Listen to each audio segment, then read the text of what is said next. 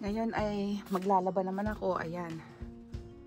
Yung mga sampayan na yan, nung binili ko ang bahay na to, wala yan. So, Pilipino yung gumawa ng aming basement, ang nag-renovate.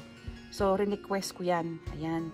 Sabi ko, lagyan ng sampayan ng mga damit para makatipid ako sa kuryente. Kasi, at saka yung damit kasi pag dinadryer mo siya agad, straight mula sa washing machine, basa pa siya, tapos ilagay mo dyan sa dryer na yan, madaling masira, lumiliit ka agad yung damit o nadidisporma.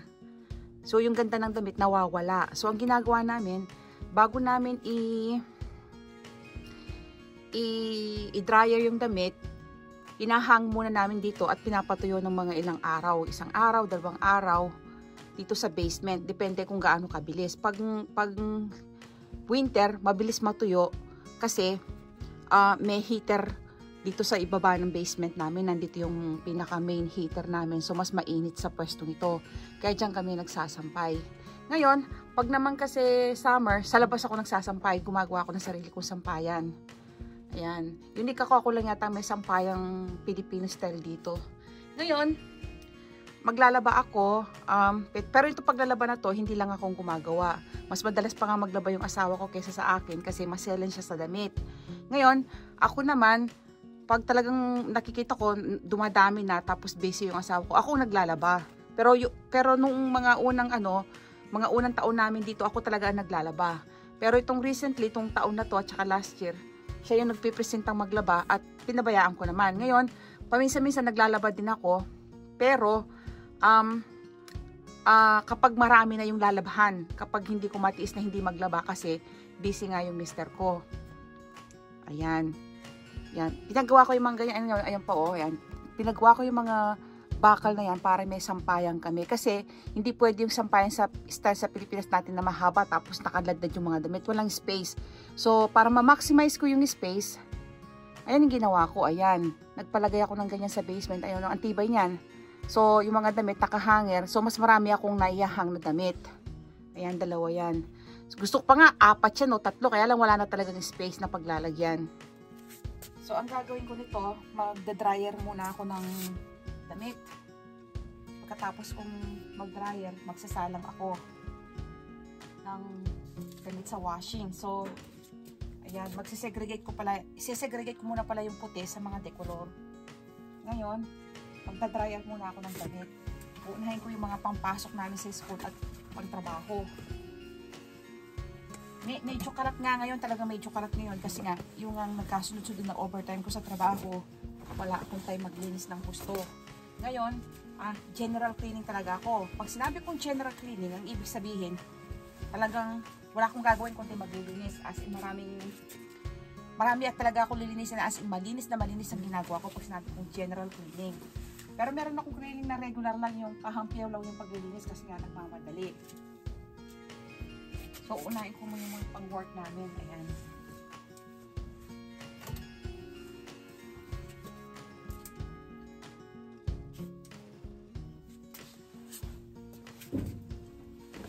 Yung pangpasok sa school ng anak ko, sa university. Ayan. Ay, madami-dami din pala itong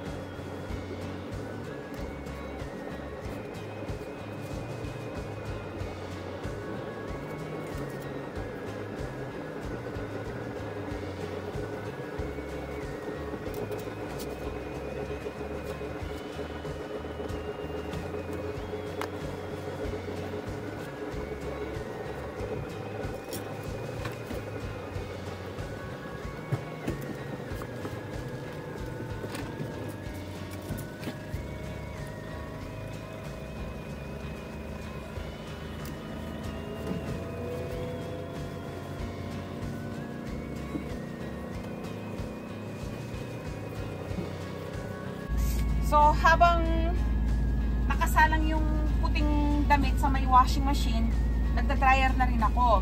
Ang inuuna ko yung mga damit naming pang trabaho, pang opisina ko, tapos yung anak ko naman yung mga pang pasok nila sa school, sa university. So ngayon, ihahang ko na sila. Hindi ko na pinaplansya kasi wala naman akong oras magplansya. Ang ginagawa namin, ida-dryer namin yung damit na panglakad dito. Pagkatapos ng dryer, kailangan ihahon mo na siya para hindi siyang pinalansya. Yun ang maganda sa dryer. Hindi mo kailangan mamalansya.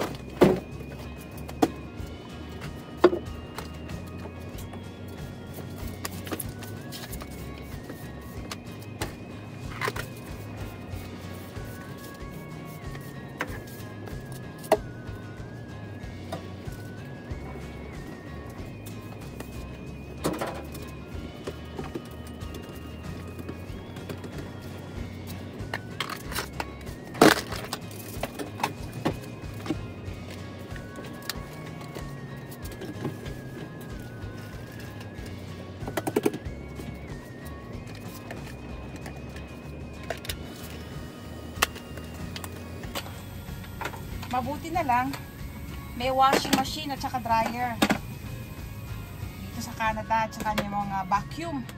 Kung hindi, lalong magiging mas mabigat yung trabahong bahay. Nakakatulong din itong mga ganito. Ito lang napapagod. Itong may mga katulong kaming ganito ng mga vacuum at saka mga washing machine, napapagod ka na. Di lalo ko pa mapapagod kung wala kang ganito. Pero ang mga washing machine dito at saka mga dryer, mahal. $1,000 ang meron nga tang mura pero hindi ganun katibay. Pero yung mga medyo magaganda na, 1,000 yan. Bisan 2,000 pa o 3,000 ang washing machine at saka yung dryer 1,500, ganyan 1,300 yung mga magagandang kalidad 1,500. So that means sa mga washing machine pa lang 40 to 60,000 na o hanggang 70,000. Ngayon kung maarte ka, gusto mo ng mga super high-tech, 2,000, 2,500, 100,000 washing machine pa lang yun. At saka another 60 or 70,000 sa yung dryer. Ako, hindi naman kami ganun kaselan at wala naman kaming budget na ganun. So, nandun lang kami sa moderate na presyo. Hindi yung sobrang mura, hindi rin yung sobrang mahal. Yan, magbabacuum na ako dito. Kasi minsan yung mga alikabok hindi sumasama sa walis. Kaya kailangan i-vacuum.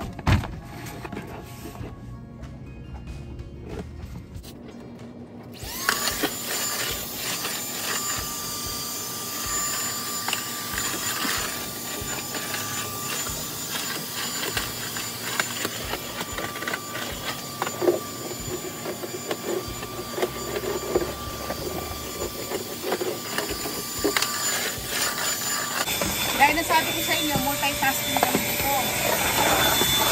So habang nakasalang yung ginagaya ko ng damit, kahit itong mga washing machine na damit, maglilinis-linis ka na, magbabaking ka na. Kailangan sabay-sabay. Hindi, wala akong oras. At nagagawa ko lang ito madalas yung mga general cleaning pag weekend lang o kaya may holiday, may extra day off, so 3 araw yung day off mo, diba? So may extra time ako mag-general cleaning.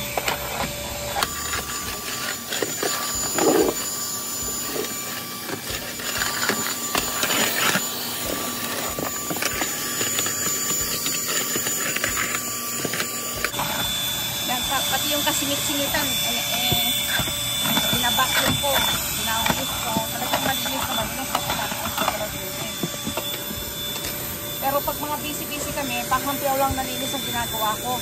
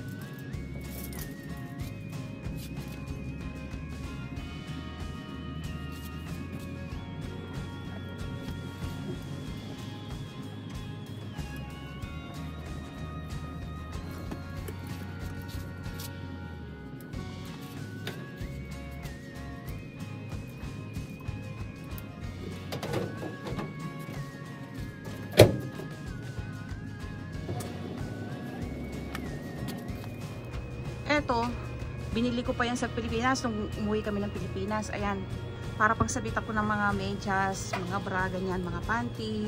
Pero marami dyan medyas at saka mga maliliit na bimpo.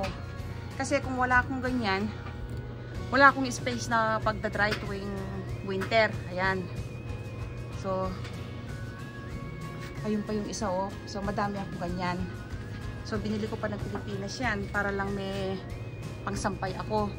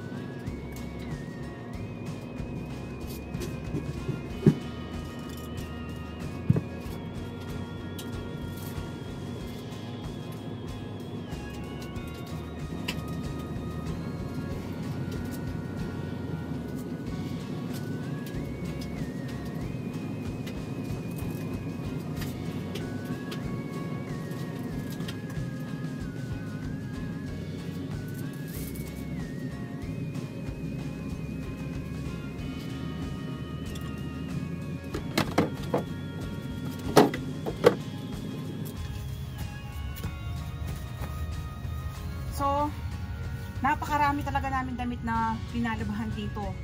3 beses sa isang linggo o kaya 2 beses sa isang linggo kami maglaba. Tapos, talagang marami kaming linalabahan kasi nga sa dami ng sinusuot namin. Pag kasi winter, doble-doble.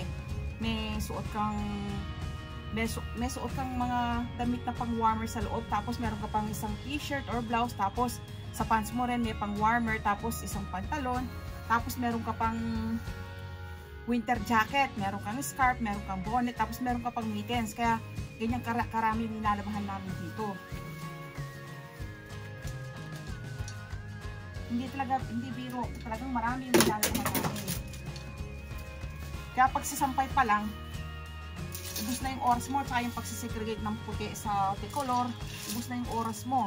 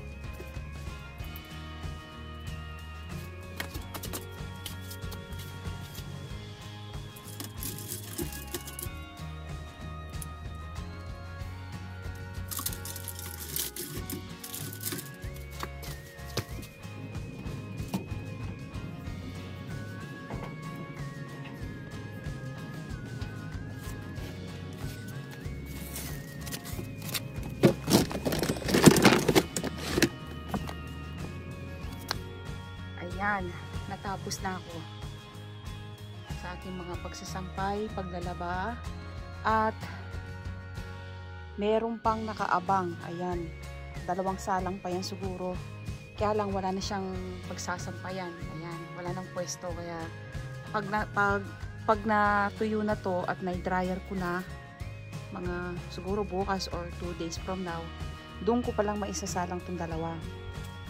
Ayan. So sa paglalaba pa lang, ilang oras na yung inuubos namin.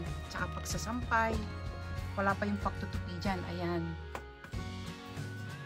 Ayan. Tapos nalinis ko na rin yung washer, tsaka yung dryer. Tapos nakapagwalis-walis na ako. At tsaka nakapag-vacuum.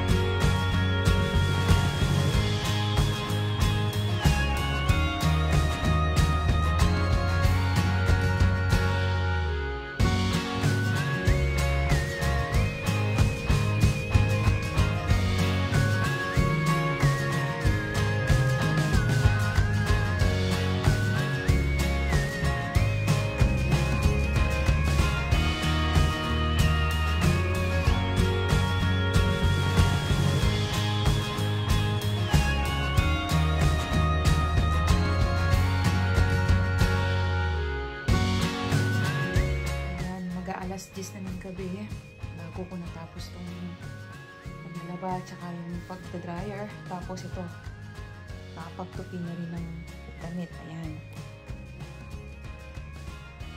Halos tuwing ikatlong araw or ikalawang araw, ganyan karaming mga kinutupi kong damit. Ayan. So, yun yung dami namin. No, ay, nakatok na ako. Ganyan. Kaya ano namin dito sa Canada, talagang nakakapagod trabaho, bahay. Tapos may full-time job ka pa. Ayan. So, ginagawa ko yan habang nanonood ako ng TV para hindi ako mainip.